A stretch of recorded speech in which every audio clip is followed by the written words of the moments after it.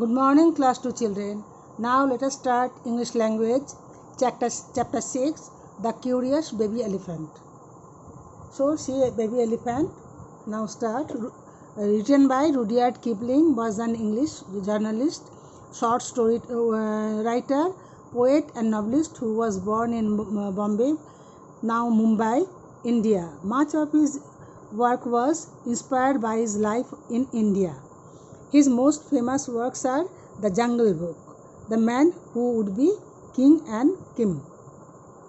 There was a time when the elephant's nose was no bigger than a boot. Small nose was there. He would move it from side to side, but an elephant's child changed all that. A very curious baby elephant. He was such a curious fellow that he always asked many questions. He would ask questions about anything that he saw or heard or felt or smelled or touched. He asked the ostrich why her tail feathers grew just so. He asked the giraffe what made his skin spotty. He asked the hippo why his eyes were red, and the baboon why melons tasted as they did. His parents and all his uncles, aunts would spank him when he wouldn't stop asking questions. Spank means beat lightly. That means previously elephant's nose was small like boot, but baby elephant was there. Always it was asking questions, and everybody got angry, but he didn't stop. What does the crocodile have for dinner? He asked one day. Said all animals. But he would not stay quiet. He kept on asking everybody he met. One day he met Kolo Kolo bird. She told him where he could find an answer. Go to the green, grassy Limpo river. She said, you will find your answer there. So off he went carrying a load of bananas and sugarcane and melons. He would be hungry on the way, you see. But after a week, trudging and buzzing, that means trudging and bugging, walking slowly and heavily because of tiredness. Buzzing means moving. He reached where he had to reach. At the edge of the river, he stepped on what he thought was a log of wood. It winked one eye. Excuse me, but have you seen a crocodile in these parts? Asked the elephant's child politely. The creature winked the other eye and half lifted his tail out of mud. I am the crocodile, he said. The elephant's child grew excited and kneeled down. I have been looking for you all these days, he said. Will you please tell me what do you have for dinner? Baby elephant went to the Limpopo river, and there he stepped on a crocodile. After that he asked, where is the crocodile?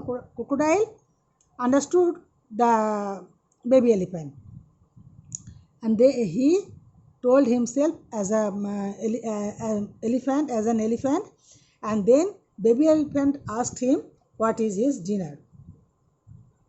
Splash went the crocodile's tail back into the oozy mud. Come nearer, little one, come nearer, and I'll whisper, said the crocodile. The elephant's child put his head down close to the crocodile's musky mouth, and the crocodile caught him by his little nose. Oozy means watery, musky, strong smelling, tusky, full of long pointed teeth. He said,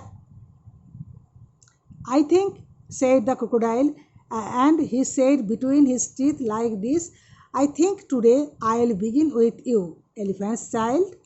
The elephant child knew he was in big trouble. He sat back on his haunches. Haunches means the back portion of the body. And he pulled and pulled. The crocodile splashed in the water and pulled and pulled. That means pulling the baby elephant. Both of them pulled and pulled. Both elephant size, crocodile size in the water. And the elephant's nose kept stretching and stretching.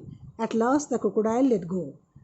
But fell the elephant right on his big broad back. He looked at his nose. He could not see where it ended. It was long, so long he could swish it around, but it hurt him awfully. So he wrapped the nose in cool banana leaves and waited for it to sink. That means its nose means trunk, became longer. He waited and waited, but nothing happened. He could still swish it all around. At the end of the third day, a fly came and stung him on the shoulder. And before he knew what it was doing, he lifted up his trunk and hit the fly dead and the end of it. What the other task could the baby elephant have done with his long trunk?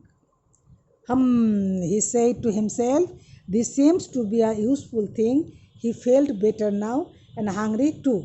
He put out his long nose and plucked a large bundle of grass, dusted it clean against his forelegs. Oh, this is the pullings. Dusted it clean against his forelegs and stuffed it into his mouth. He found that it could easily pluck the fruit of the tree instead of waiting for it to fall. He was happy because trunk is bigger. He was happy that his new nose was turning out to be quite useful. He went back to his family and had a jolly time spanking his brothers and sisters with his new trunk. When the other elephants could bear it no longer, they all went to the crocodile to get new noses, just like his. So, thanks to the very curious elephant's style, all the elephants today have long trunks. That means due to the pulling, trunk became longer, so others also getting this chance. Thank you.